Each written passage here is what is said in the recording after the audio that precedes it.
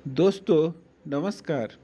आज मैं अपने इस वीडियो में आधार नामांकन, आधार सेंटर कैसे खोलते हैं और कौन सा एग्ज़ाम देना पड़ता है और किस टाइप का क्वेश्चन आता है, स्टेप बाय स्टेप बताने जा रहे हैं। इससे पहले हमारा 2 वीडियो आधार अध्ययन पार्ट 1 और आधार अध्ययन पार्ट 2 यूट्यूब चैनल पे डाल दिया गया है। उसका लिंक इस वीडियो के डिस्क्रिप्शन में आपको मिल जाएगा। दोस्तों आज हम आधार अध्ययन पार्ट 3, इसमें टोटल 9 पार्ट हैं। 9 पार्ट में 100 क्वेश्चन आते हैं और क्वेश्चन इसी टाइप के आते हैं। चलिए तैयारी स्टार्ट करते हैं। क्वेश्चन नंबर फर्स्ट है, रजिस्ट्रार एजेंसियों को डॉट डॉट में नामांकित करके नामांकन कार्यों के उप अनुबंध की अनुमति नहीं देंगे। तीसरे पक्ष को अनुमति नहीं देंगे।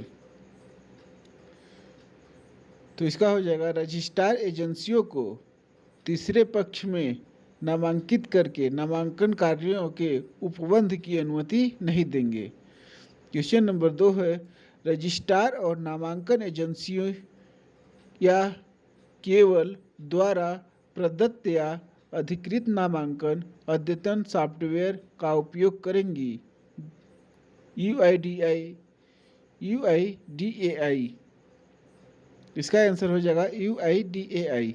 क्वेश्चन नंबर तीसरा है हमारा, ऑपरेटर पर्यवेक्षक की ऑनबोर्डिंग प्रक्रिया को रजिस्ट्रार और नामांकन एजेंसियों के साथ समन्वित करता है। तो इसका आंसर हो जाएगा, प्राधिकरण का मुख्य कार्यालय या प्राधिकरण का क्षेत्रीय कार्यालय। दोस्तों जहाँ पे आ जाएगा प्राधिकरण का मुख्य कार्यालय और प्राधिकरण का क्षेत्रीय कार्यालय, आप वहाँ पे टिक लगा दीजिएगा। क्वेश्चन नंबर 4 है, नामांकन डिवाइस के निर्देशन को कैप्चर करने के लिए डॉट डॉट हर समय उपलब्ध होना चाहिए। जीपीएस डिवाइस जो है कि हर समय उपलब्ध होना चाहिए। अब आगे चलते हैं क्वेश्चन नंबर 5 में। क्वेश्चन नंबर 5 में दिया है, नामांकन केंद्र योजना की मंजूरी पर नज़र रखता है और जहां आवश्यक हो हस्तक्षेप कर सकता है। तो इसके लिए आंसर है, प्राधिकरण का मुख्य कार्यालय या प्राधिकरण का क्षेत्रीय कार्यालय आधार नामांकन मंजूरी पर नज़र रखता है। क्वेश्चन नंबर 6 है हमारा, नामांकन स्टेशन स्थापना योजनाओं की घोषणा करता है। यानी किसी भी नामांकन केंद्र खोलने से पहले केंद्र कब और कहाँ स्थापित किया जाए, ये नामांकन एजेंसियां ही ये सब करती हैं। क्वेश्चन नंबर 7 है, को यह सुनिश्चित करने और साबित करने की आवश्यकता है उन्होंने सक्रिय ऑपरेटर, आवश्यक मशीनों और हार्डवेयर को नामांकन केंद्र पर उपलब्ध करा दिया है। नामांकन एजेंसियां, फिर से रिपीट करते हैं क्वेश्चन, नामांकन एजेंसियां या नामांकन एजेंसियों को यह सुनिश्चित करने और साबित करने की आवश्यकता है कि उन्होंने सक्रिय ऑपरेटर, आवश्यक मशीनों और हार्डवेयर को नामांकन केंद्र पर उपलब्ध करा दिया है। क्वेश्चन नंबर 8 है, UIDAI पोर्टल पर नामांकन केंद्र की जानकारी अपडेट करता है नामांकन एजेंसियां। ये सब इनका देख रेख पूरे नामांकन एजेंसियां ही करती हैं। अब नेक्स्ट क्वेश्चन में चलते हैं। Question number 9। क्वेश्चन नंबर 9 में है, ऑनबोर्डिंग प्रक्रिया के दौरान इंटरनेट से डॉट डॉट को कनेक्ट रखने की आवश्यकता है।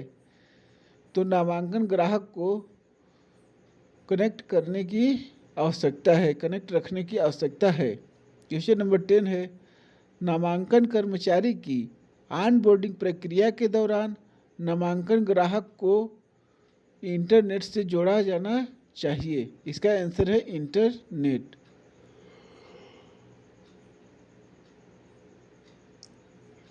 अब क्वेश्चन नंबर 11 में चलते हैं। नामांकन एजेंसियों को डॉट डॉट के लिए ऑनबोर्डिंग प्रक्रिया से गुजरना होगा। तो इसका आंसर हो गया स्वयं का नामांकन स्टेशन और स्वयं नामांकन कर्मचारी। तो आंसर हो जाएगा इसका, एक बार फिर रिपीट करते हैं, नामांकन एजेंसियों को स्वयं का नामांकन स्टेशन और नामांकन कर्मचारी के लिए ऑनबोर्डिंग प्रक्रिया से गुजरना होगा।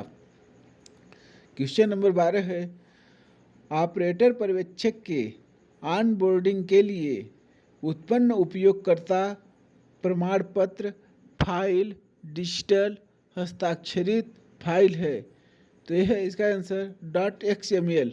दोस्तों इस टाइप का एक ही क्वेश्चन है, अगर आपको एग्जाम में आता है तो .xml पर ही क्लिक कीजिएगा। इम्पॉर्टेंट क्वेश्चन है, ये हर बार परीक्षा में आता है। क्वेश्चन नंबर 13 है, यदि उपयोगकर्ता की बायोमेट्रिक विवरण का सत्यापन उसके सफलतापूर्वक आधार विवरण के साथ पूरा हो गया है और स्थानीय डेटाबेस में संग्रहित है तो वह एक उपयोगकर्ता है। तो इसका आंसर हो जाएगा ऑनबोर्ड और नामांकित दोनों। अब क्वेश्चन नंबर 14 में चलते हैं।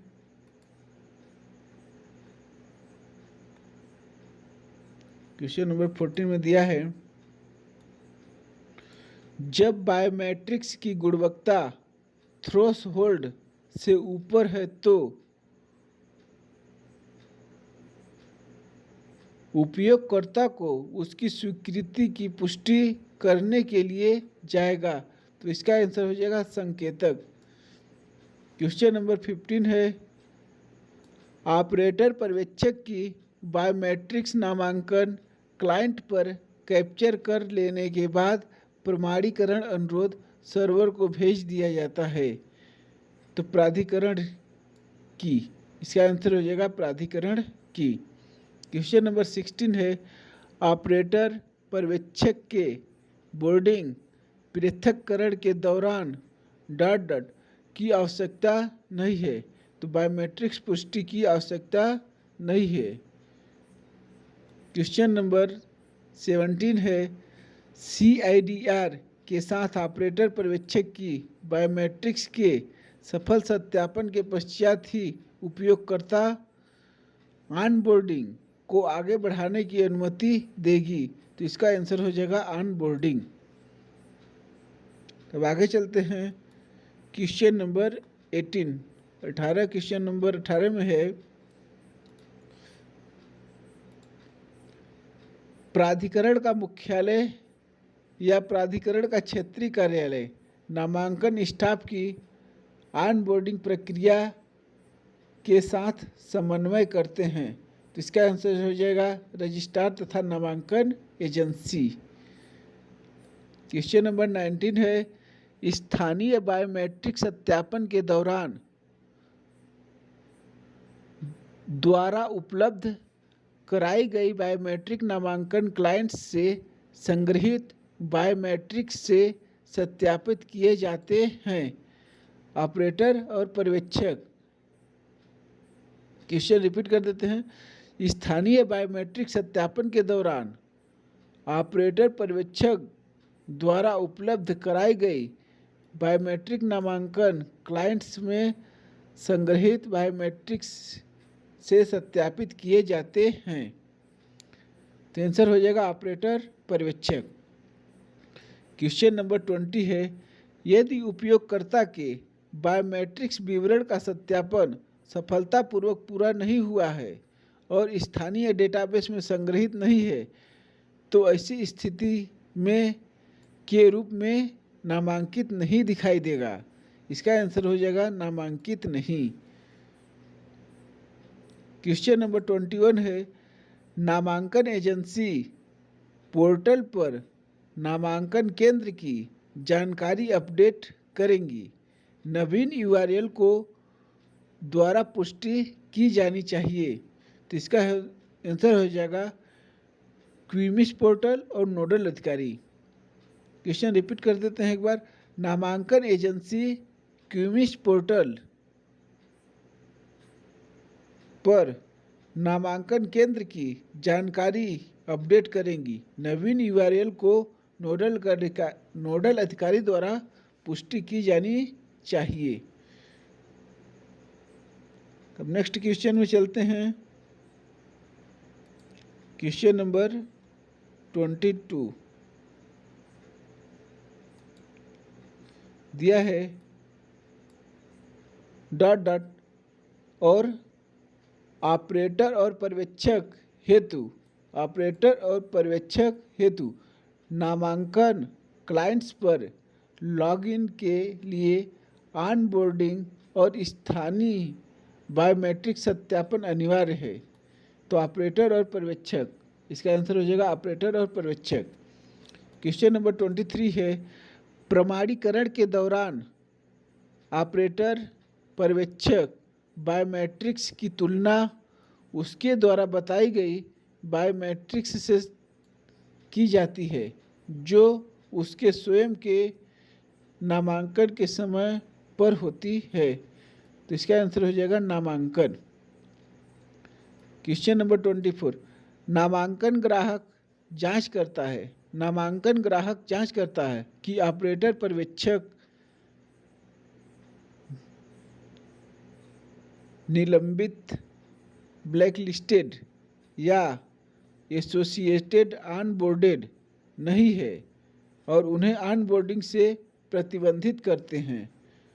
इसका आंसर हो जाएगा निलंबित, ब्लैकलिस्टेड, एसोसिएटेड ऑनबोर्डेड होता है।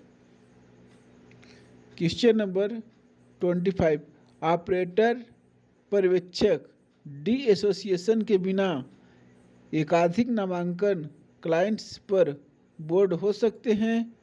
ये नहीं हो सकते, झूठ है। क्वेश्चन नंबर 26 है, ब्लैकलिस्टेड ऑपरेटर पर्यवेक्षक को विभिन्न प्रमाण पत्रों का उपयोग करके काम करने की अनुमति दी जा सकती है? बिल्कुल नहीं, ये झूठ है कि कोई भी ऑपरेटर एक बार ब्लैकलिस्ट हो जाने पर दूसरे का प्रमाण पत्र लेकर काम करने की अनुमति नहीं दी जा सकती। दोस्तों, चैनल को ज़रूर सब्सक्राइब कर दें और लाइक, कमेंट, शेयर करें, क्योंकि ये पूरा डेटा टाइप करके बनाया गया है, वन लाइनर क्वेश्चन।